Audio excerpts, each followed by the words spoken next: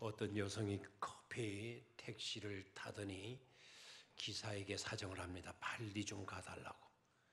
어디로 가는지도 밝히지 않고 무조건 빨리만 가달라고. 그래서 기사가 무조건 속도를 내서 달렸습니다.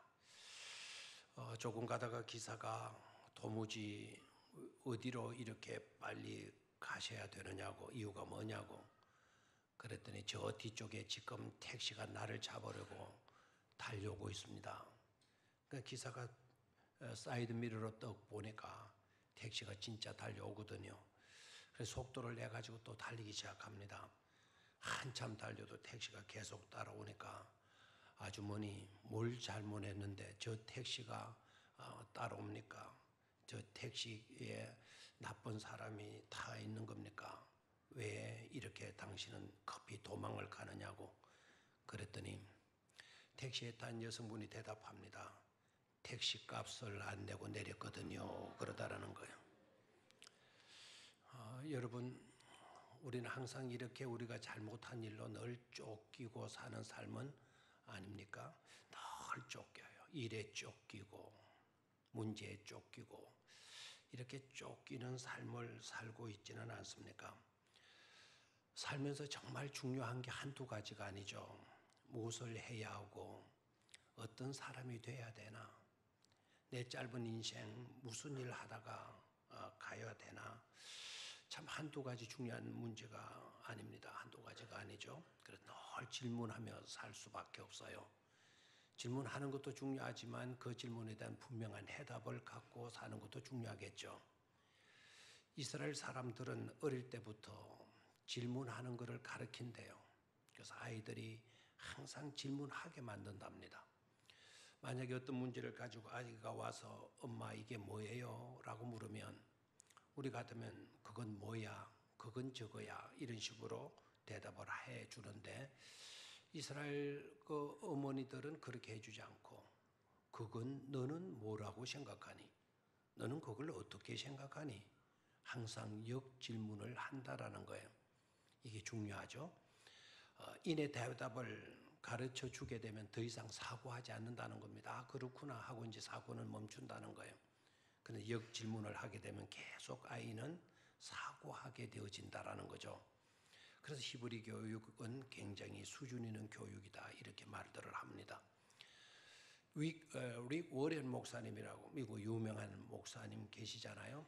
이분은 목적이 이끄는 삶을 주장을 해요. 우리의 삶은 그냥 맹목적인 삶을 살아서는 안 된다. 목적에 이끌리는 삶을 살아가야만 그 인생은 가치고 의미 있는 인생이 되어지는 거다. 그래서 예전에 한 20년이 됐는지 12여 년이 됐는지 잘 기억은 안 납니다만은 우리 교회도 특별 새벽 기도회 40일 동안 하면서 목적이 이끄는 삶 그 책을 가지고 쭉 읽어가고 해설해 가면서 한 적이 있습니다. 그만큼 삶의 방식이 중요하다는 것이겠죠. 저는 오늘 삶의 방식을 다른 차원에서 두 가지로 말씀을 나누고자 합니다. 포위된 삶을 살고 있습니까? 아니면 에스코트를 받아가면서 호의를 받아가면서 살아가는 삶이고 있습니까? 라는 두 질문을 던지면서 그 질문에 대해서 생각을 해보도록 하겠습니다. 만약에 여러분들이 문제의 포위가 되어져서 사는 삶을 살고 있다고 한다면 여러분 답답하겠죠? 불안하겠죠? 두렵겠죠? 염려와 근심과 걱정이 떠나지 않겠죠? 그 문제도 첩첩산중이라고 한 가지 문제 해결했더니 또 다른 문제가 닥치는 겁니다. 그 문제 해결했더니 또 다른 문제가 닥치는 겁니다. 이럴 때도 짜증나잖아요. 그런 경우만 있는 것이 아니지 않습니까? 어떨 때는 집중적으로 문제에 부딪히는 경우가 있어요. 한꺼번에 이 문제 터지고 저 문제 터지고 그래서 내 혼자 그 문제를 수습하려니 도무지 수습할 수 없는 두 손 들 수밖에 없는 그런 상황에 놓이는 경우도 없지 않지 않습니까? 그럴 때 대다수 우리는 어떻게 합니까? 원망해요. 불안에 떨어요. 근심해요. 걱정해요. 절망해요. 단식하죠. 그런 인생을 살아가고 있습니까? 아니면 호의를 받아가면서 누군가로부터 보호를 받고 누군가로부터 돌보심을 받아가면서 살아가고 있는 삶입니까? 만약에 그 누군가가 하나님이시라고 한다면, 하나님의 호의 속에서 살아가는 삶이라고 한다면 이 삶이야말로 복될 수밖에 없는 것 아니겠습니까? 문제에 포위되어서 사는 삶을 살아서 불행하고 비극으로 치닫는 그런 삶을 살아서는 안 될 줄로 믿습니다. 하나님의 호의를 받아가면서 그런 삶 속에서 감격하고 그런 삶 속에서 기쁨이 주어지고 그런 삶 속에서 많이 느낄 수 있는 참된 행복을 노래하며 살아갈 수 있는 저와 여러분들이 되실 수 있어야 될 줄로 믿습니다. 그러기 위해서는 눈이 중요해요. 지난번에도 말씀을 드렸지만 건강한 눈을 가져야 돼요. 성한 눈을 가져야 돼요. 그래야 밝게 볼 수가 있어요. 우리 주님도 눈이 얼마나 중요한 것인가를 산상수훈에서 말씀해 주셨잖아요. 눈은 몸의 등불과 같은 거다. 눈이 성하게 되게 되면 모든 것을 밝게 보게 된다라는 거예요. 밝게 보니까 모든 것이 좋아 보이고 모든 것이 좋아지게 되니까 기쁨으로 모든 일들을 감당하며 살아갈 수가 있는 것이죠. 좌우에 계신 분들과 축복하면서 인사하시기를 바라요. 눈을 딱 쳐다보면서 너무 째려는 보지 마시고요. 눈이 정말 좋군요. 눈이 정말 아름답군요. 그렇게 인사들 나누시기를 바라요.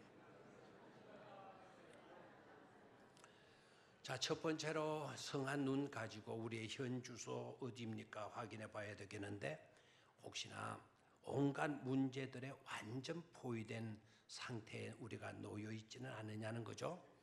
포위망 속에 갇혀져 있는 인생, 도관에 든 생쥐와 같은 그와 같은 삶을 살고 있지는 않습니까?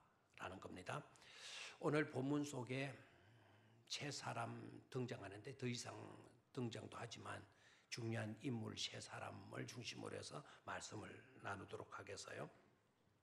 포위망 속에 살아가는 사람, 오늘 본문 속에는 엘리사의 젊은 몸종이었던 게하시라고 하는 청년, 본문 속에는 이 게하시라고 하는 이름은 소개해주고 있지 않아요. 그냥 젊은이, 청년으로 이렇게만 되어져 있어요. 다른 성경을 읽어보면 그 청년은 게하시라는 것을 쉽게 알 수가 있죠. 이 게하시가 도간에 든 쥐와 같은 생쥐와 같은 삶을 사는 사람이다. 이렇게 결론적으로 말씀을 드리도 되겠습니다. 포위망 속에 포위당해서 살고 있는 사람, 그 사람이 누구라고요? 게하시라고 우리는 결론적으로 생각해도 좋겠습니다. 자, 오늘 이 사건의 배경은요, 아람 왕, 이 아람 나라의 왕 베나닷이라고 하는 왕이 이스라엘을 넘보는 거예요. 자, 여러분, 아람이라고 하게 되면 낯설지 않을 겁니다. 이 아람 하게 되면 여러분이 많이 들을 수도 있어요. 이 나라는 아주 훌륭한 장군이 있었죠. 이 장군이 문제가 생겼어요. 심각한 질병에 걸리게 돼요. 불치의 병, 문둥병에 걸리게 되죠. 자기 나라에서는 도무지 고칠 수가 없으니까 한 꼬마 아이, 이스라엘에서 포로로 끌려간 소녀 꼬마 아이의 이야기를 듣고 이스라엘에 와가지고 이스라엘에서 하나님의 선지자를 만나고 그 선지자를 만났더니 그 선지자가 하라는 대로 하게 되었더니 그가 깨끗이 낫게 되었죠. 그 사람이 바로 누구죠? 그의 꿈과 소원은 오직 한 가지, 내 나병, 이 질병 나만 다오라고 소원을 가졌던 그 인물이 바로 누구죠? 바로 나만입니다. 나만. 물론 우리는 나만 이렇게 하면 이제 우리 어감으로 들리지만 원래의 발음은 나만 이렇게 불러야 나아만이 네라고 대답을 한다면 우리 나아만 이렇게 부르면은 저 누구 부르나 이렇게 되는데 나아만 이렇게 불러야 된다고 그래요. 이 나아만이 있던 나라입니다. 시대가 좀 흘렀어요. 베나닷이라고 하는 왕 때 자기는 강대국이니까 힘이 있으니까 약속 국가가 되어지는 이스라엘을 넘나보게 돼요. 그래서 정복을 시도해요. 근데 정말 이상한 거는 그렇게 정복을 시도를 하고 계획을 하고 전략을 세워가지고 군대를 주둔시키려고 하게 되면 번번이 실패하게 된단 말이에요. 그래 베나닷이 고민에 빠지게 돼요. 이게 어떻게 된 거지? 누가 내 계획을 이 전략을 누가 이렇게 누설을 한단 말이냐? 내 부하들 가운데 첩자가 있는 것 아니냐? 우리 편으로 말하면 이스라엘에 간첩이 들어와 있는 것 아니냐? 이렇게 판단을 해요. 그래서 고민을 하다가 그래도 믿을 수 있는 충신들 몇 사람을 불러가지고 이거 도무지 어떻게 된 거냐고, 우리가 이렇게 전략을 세우고 시작하려고 하게 되면 이게 다 누설이 돼가지고 이스라엘 나라에서 다 알게 철저하게 방어를 하고 있으니 이거 도무지 어떻게 된 거냐고, 우리들 가운데 적자가 있는 거 틀림없지 않느냐고. 그랬더니 베나닷의 신하들이 지혜가 있는 사람들 같아요. 왕이여, 그렇지 않습니다. 우리들 가운데 첩자와 간첩이 있어가지고 그렇게 되는 것이 아니고 저 이스라엘 땅에는 하나님의 사람이 있다고, 하나님의 선지자라고 하는 분이 있어가지고 왕이 침상에서 말하고 침상에서 생각했던 것도 저 남쪽의 이스라엘에 하나님의 사람이라고 하는 그 사람이 다 듣고 알고 있는 겁니다. 그렇게 이야기를 해요. 그렇다면 왕이 그러면 어떤 일을 하더라도 이거는 안 되겠구나 하고 지혜가 있으면 포기해야 되는데요. 대개 그렇지 않지 않습니까? 나쁜 쪽으로 머리가 돌아가게 되는 거죠. 그래? 그렇다면 오히려 간단하잖아. 그 엘리사라고 하는 그 하나님의 사람, 하나님의 선지자, 그놈만 잡아오면 끝나는 것 아니냐. 이렇게 생각을 하는 거예요. 머리는 항상 나쁜 쪽으로, 나쁜 사람은 나쁜 계획을 세우고 나쁜 쪽으로 계속 생각을 하게 되어지는 거죠. 그렇게 판단을 하고는요, 아무도 모르게 군사들을 내보내요. 엘리사가 이스라엘에서 사마리아 수도 가운데서 북왕국 이스라엘이죠. 그 사마리아에서 20km 떨어져 있는 도단성이라고 하는 곳에서 거주하면서 살고 있었거든요. 이 베나닷이라고 하는 아람 왕이 군대를 파송을 해요. 군대를 투입해요. 약 10여만 명 투입을 해요. 그리고 말들과 병거까지 동원을 시켜요. 그때 당시의 병거는 요즘으로 말하면 미사일과 같은 신식 무기입니다. 그 병거까지 동원을 해서 엘리사를 잡으려고 해요. 그래서 여러분 조금 생각해 보실 필요성이 있겠죠. 엘리사 한 사람을 잡기 위해서 베나닷이요 10만 명의 군대를 동원시킵니다. 엘리사 한 사람을 잡기 위해서 신식 무기인 미사일도 동원시킵니다. 엘리사 한 사람 잡기 위해서 기마병도 동원을 시킵니다. 엄청난 군대와 싸움하기 위해서 군대를 그렇게 파견한 게 아니죠. 엘리사 한 사람을 잡기 위해서. 자, 14절을 봅니다. 그래서 상황이 어떻게 되어졌나 14절 한 목소리로 같이 읽습니다. 시작. 왕이 이에 말과 병거와 많은 군사를 보내매 그들이 밤에 가서 그 성읍을 에워쌌더라. 이렇게 되어 있습니다. 그 성읍을 에워쌌더라. 그 성읍은 어떤 성읍이 되죠? 바로 사마리아 수도에서, 북왕국 이스라엘의 수도가 사마리아였을 때 사마리아에서 20km 떨어져 있는, 20km면은 여기서 꼭 불국사까지 해요. 여기서 불국사까지 떨어져 있는 도단성, 엘리사가 거주하는 그 성을 10만여 명의 군사가 가서 뭐 했더라? 애워쌌더라. 그러면 도단성은 어떻게 되었죠? 포위가 되어졌죠. 도단성에서 살고 있었던 엘리사와 게하시가 뭐 된 거죠? 포위가 되어진 겁니다. 베나닷 왕이 그렇게 많은 엄청난 신식 무기와 그리고 군대를 파송하게 된 거는, 군대를 투입하게 된 거는 누구를 잡으려고? 엘리사 잡으려고 하고 보면 그 성이 애워싸움을 당하였다 하게 되면 게하시와 엘리사는 뭘 당했죠? 완전히 포위를 당한 상황이었어요. 자, 그것도 모르고 이스라엘 왕도 그것도 모르고 이스라엘 군대들도 아무것도 몰라요. 국경을 지키는 군인들은 다 잠자고 있었던 것 같아요.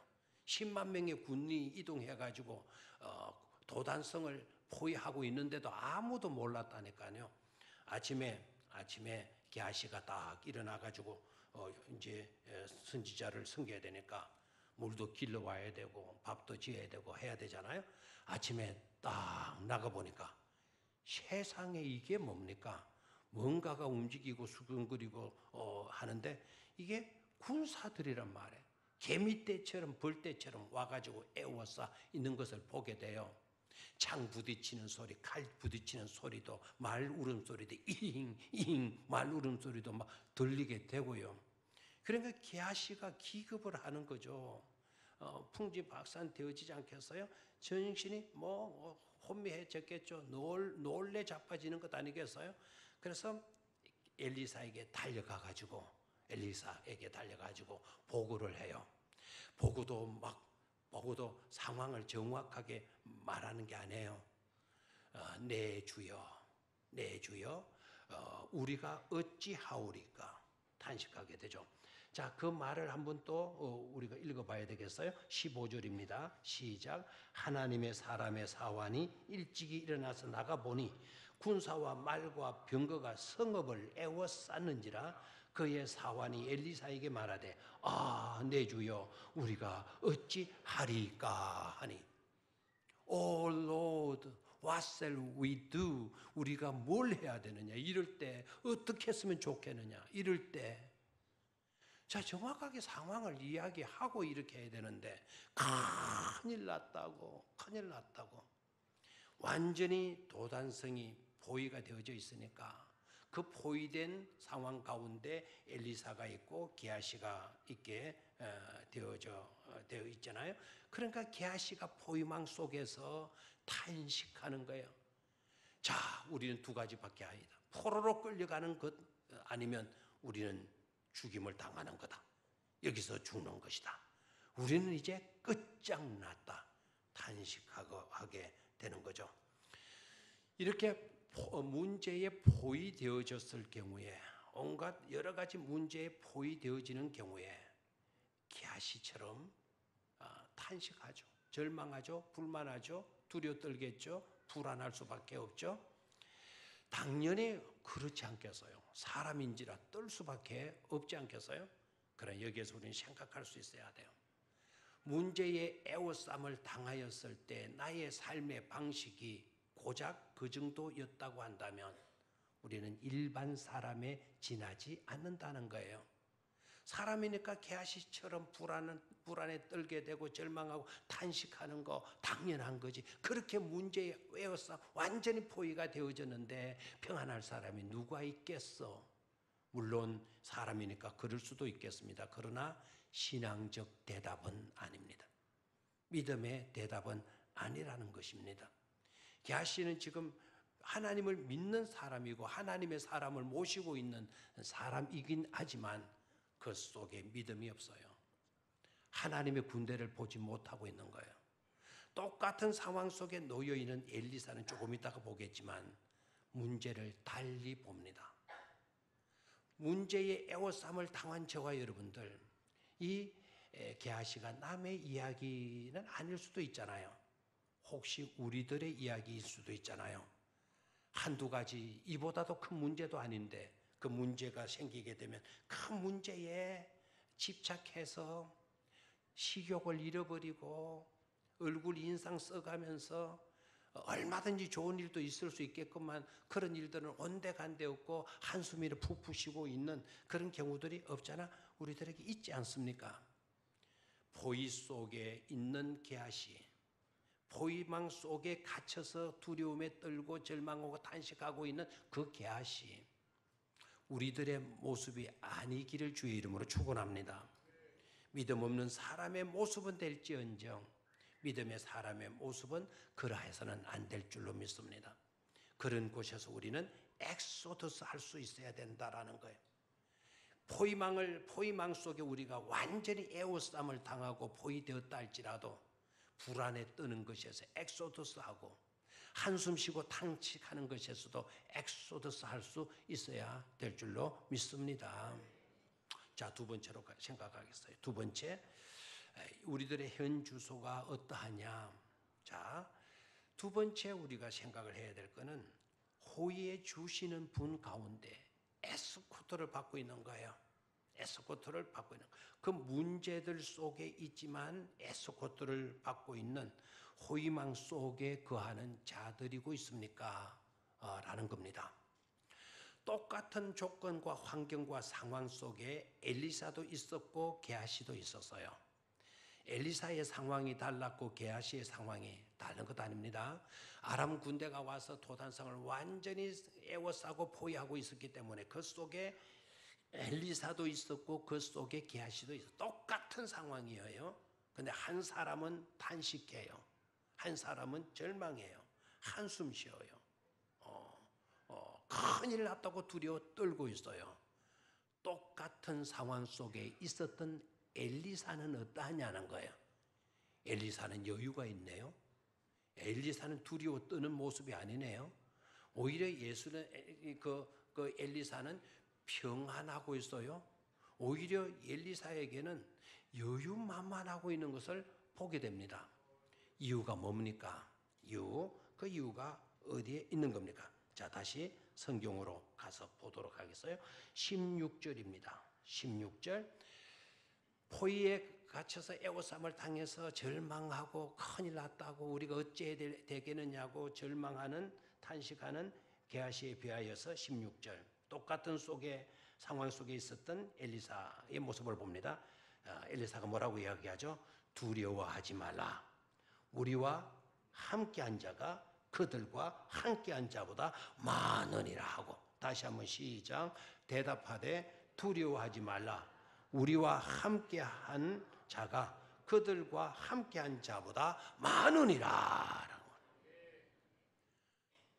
우리 편이 더 많다라는 거예요.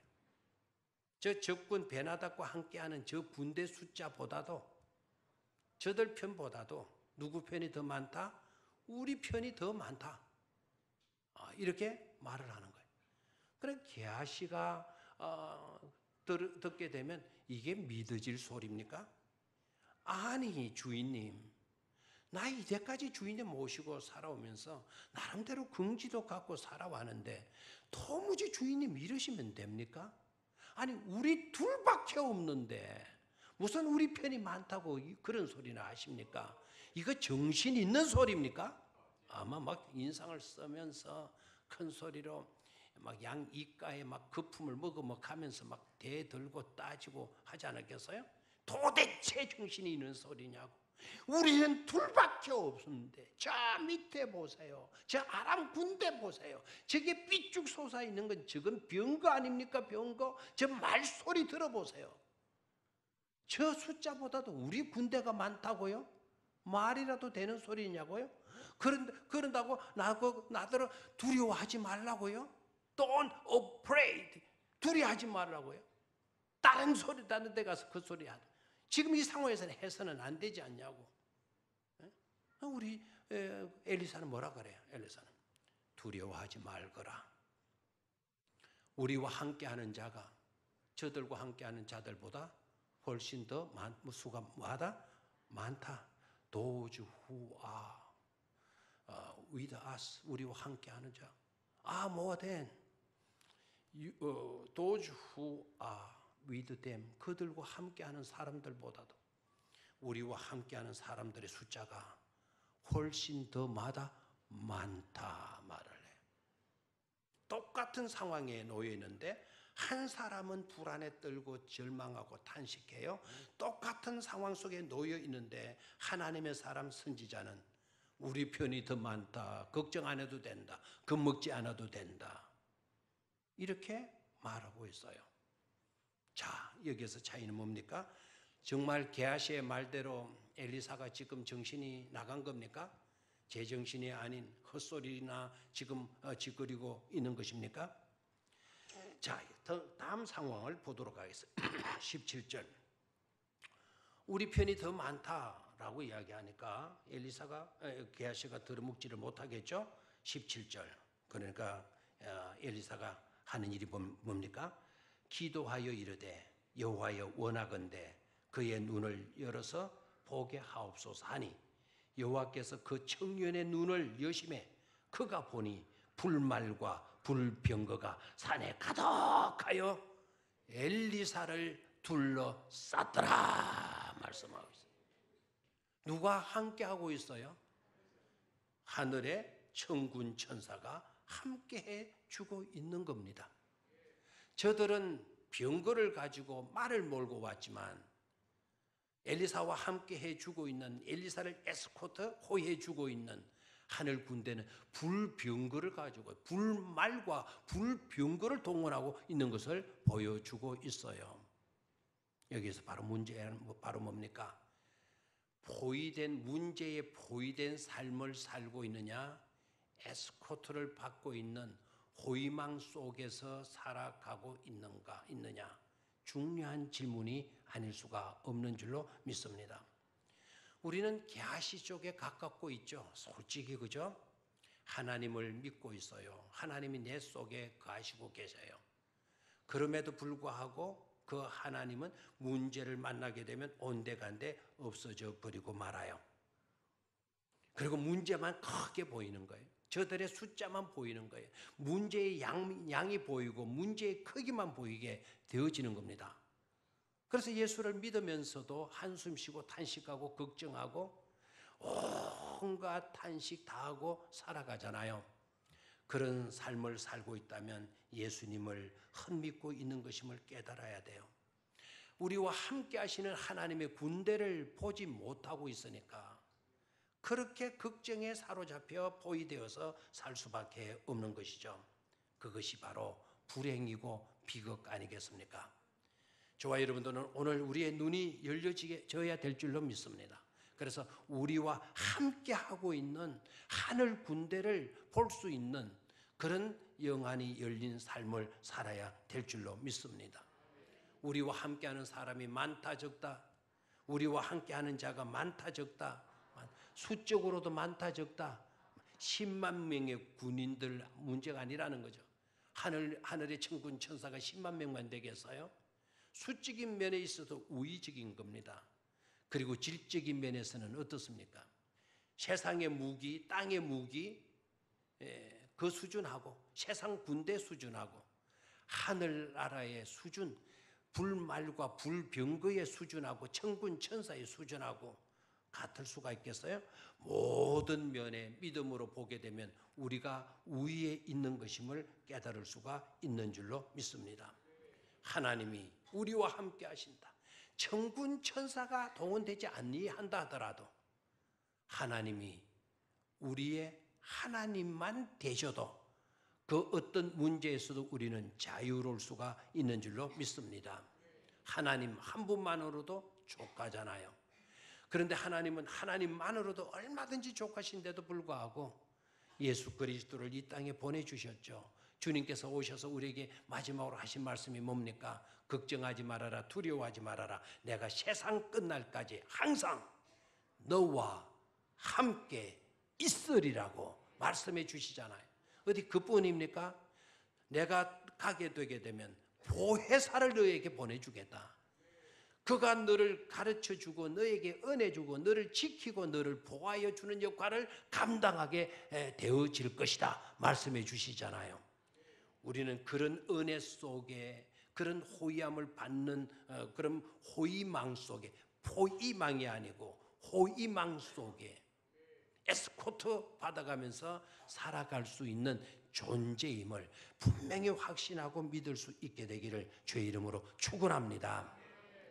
마지막 세 번째는 여러분의 현 주소를 그렇다면 제대로 파악하기 위해서 어떤 눈을 가졌는가? 지난번에도 우리가 생각했죠. 병든 눈을 가졌는가? 건강한 눈을 가졌는가? 병든 눈을 가진 사람은 육안으로만 살아가는 사람이라고 한다면 성한 눈을 가진 사람은 영안이 열려있는 삶을 살아가는 삶이겠죠. 일찍이 다윗은요, 자기 안에 계신 여호와의 이름 가지고 전쟁터에 나가잖아요. 블레셋의 대장 누구였습니까? 거장, 거인, 자이언트, 골리앗을 상대하죠. 다윗이 나가면서 한 말을 여러분 유의해야 돼요. 골리앗을 향하여 이렇게 말합니다. 너는 칼과 창을 들고 내게 나오거니와 나는 만군의 여호와의 이름으로 네게 나가노라 말씀하잖아요. 다윗의 마음속에는 하나님이 계셨던 겁니다. 하나님이 계셨음을 다윗은 확신하고 있었던 겁니다. 그 하나님을 분명히 보고 있었다는 겁니다. 그 하나님은 골리앗보다 크신 분이셨어요. 그 하나님의 골리앗은 문제될 게 없었어요. 그래서 나는 만군의 여호와의 이름으로 네게 나아가노라. 저와 여러분들 속에는 하나님이 안 계시나요? 근데 문제가 바로 뭐죠? 내 속에 계신 하나님을 크게 제대로 보지 못하고 있다라는 거예요. 우리의 눈이 병들어 있는 거예요. 똑같은 하나님을 믿고 있으면서도 다윗은 자기 속에 계신 하나님 그걸 분명히 들여다보고 그 엄청난 큰 거장 골리앗을 향하여 담대히 나아갔는데도 불구하고 우리는 그러하지를 못하고 떨고 있어요. 아무것도 아닌 것 때문에 걱정 염려하고 있어요. 역시 문제 속에 포위되어서 헤어나지 못하고 있는 거죠. 베드로는 어떻습니까? 지난번에 우리 생각했죠. 베드로 성전 미문으로 들어가다가 구걸하는 40년 동안 안전뱅이로 구걸하는 그 안전뱅이를 만나고 그에게 부르짖으니까 한 푼 달라고 부르짖으니까 다가가서 우리를 보라. 우리에게는 은과 금은 없다. 그러나 내게 있는 것으로 네게 주노니 일어나 걸어라. Silver or gold I have no. 나는 금과 은은 내가 가지고 있지를 않아. 내가 가진 것. 곧 Jesus Christ of Nazareth. 나사렛 예수 그리스도의 이름으로 raise up and walk. 일어나 뭐하라고요? 걸어라라고. 내게 있는 예수 그리스도의 이름. 여러분 예수 그리스도를 믿어요, 안 믿어요? 믿죠. 예수 그리스도의 이름으로 기도도 하죠. 그런데도 왜 우리는 문제 앞에 떨고 있냐 이거예요. 제대로 예수님을 바라보지 못하고 있기 때문이다 이거예요. 내 속에 계시는 예수님을 분명히 보고 확신할 수 있는 여러분의 눈이 되실 수 있게 되기를 주의 이름으로 축원합니다. 보지 못할 때 기도하세요. 엘리사는 게하시가 보지 못하고 있는 것을 보고 기도했어요. 기도했더니 게하시의 눈이 열려지게 된 겁니다. 그 엘리사가 또 기도했어요. 기도했더니 베나다시 군인들이 다 까막 눈이 돼 버렸어요. 기도했더니 열려지게 되었고 기도했더니 눈이 닫히고 말았어요. 그래서 어떻게 됐냐? 그 베나다시 군대, 그 암몬 나라의 군대가 군인들이 10여여 명이 전부 다 까막 눈이 된 거예요. 엘리사가 그쪽 아니야, 이쪽으로 가. 그러니까 그 군대가 그쪽 아니니까 멀찍이 보면서도 판단을 못하는 거예요. 그래서 가라는 대로 툭 가다 보니까 어디로 가버렸어요. 도단성을 에워쌌던 그 군인들이 사마리아 수도 가운데 뚝 들어간 거예요. 이제 엘리사가 또 기도해요. 이들의 눈을 열어주세요. 이 눈을 떡 뜨고 군인들이 보니까 어디에 왔어요? 적진의 한가운데 왔어요. 암몬 나라로 보면 이스라엘은 적진 아닙니까? 그러니까 그 수도 가운데 자기네들이 떡 와 있는 것을 보고 막 놀래 자빠지는 거죠. 그럴 때 또 놀란 사람이 있어요. 이스라엘 왕 여호람이라고 하는 왕. 여기 본문에는 계속 왕의 이름을 숨기고 있는데 이유를 모르겠어요. 그때의 왕이 여호람 왕인데 그 여호람 왕이 급히 그제서 알고 엘리사를 찾아와요. 엘리사에게 와서 하는 말 한번 같이 보죠. 이 말 정말 재미나는 말인데요.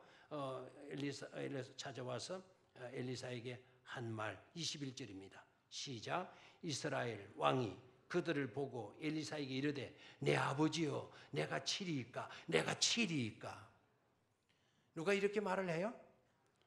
여호람이라고 하는 이스라엘 왕이 자기 도시 안에 이스라엘 그 암몬 나라의 군대가 베나사의 군대가 와서 어쩔 줄을 모르고 있으니까 그제서 왕이 알고 엘리사에게 와서 뭐 할까? 이 의정부용하고 있는 이 군대들을 우리가 뭐 할까? 공격해서 없애버릴까? 공격해서 없애버릴까요? 묻고 있는 거예요. 자, 여기에서 여러분 눈여겨봐야 될 거는 이스라엘 왕 여호람이 엘리사를 뭐라고 부르고 있어요?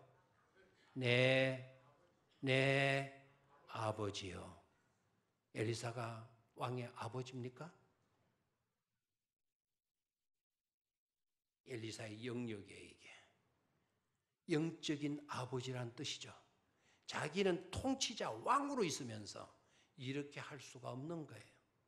당신은 영적인 권세를 가지고 있는 아버지와 같은 분이다. 어떻게 할까요? 칠까요? 공격해서 없애버립시다. 라는 뜻 아니겠어요? 공격할까요? 두 분이라면 공격하겠다는 것 아닙니까? 이럴 때 엘리사가 뭐라 그러죠? 그러하지 마시오. 오히려 떡을 주고 물을 주어 마시게 하세요. 그리고 한 사람도 죽이지 말고 생포해 두지도 말고 그대로 자기 나라로 뭐 해 주십시오? 돌려보내 주십시오 하고 있어요. 여러분 문제에 똑같이 엘리사도 놓여 있지만 엘리사의 모습 속에 불안이 있습니까? 두려움이 있습니까? 걱정이 있습니까? 떨고 있습니까? 절망합니까? 탄식합니까? 오히려 엘리사의 모습에서는 평온이 충만하고 있어요. 평안해요. 여유가 있어요. 원수가 쳐들어와서 어쩌면 좋으냐? 아닙니다. 그 원수들에게 오히려 먹여주라고 이야기를 합니다. 그리고 큰 사람만이 할 수 있는 그대로 뭐 해줍니까? 다 자기 나라로 돌려보내주고 있죠. 큰 사람만이 할 수 있는 일인 줄로 믿습니다. 저와 여러분들의 삶이 이러할 수 있어야 될 줄로 믿습니다. 문제 속에 포로가 되어 있지 말고 하나님의 호의함 속에 우리가 있는 것임을 깨닫고 평안하시기를 축원합니다. 큰 여유를 가지고 살아갈 수 있게 되기를 축원합니다. 큰 사람이 되셔서 누구든지 용서해주고 그들을 대접해 줄 수 있는 그런 사람이 되시기를 주의 이름으로 축원합니다.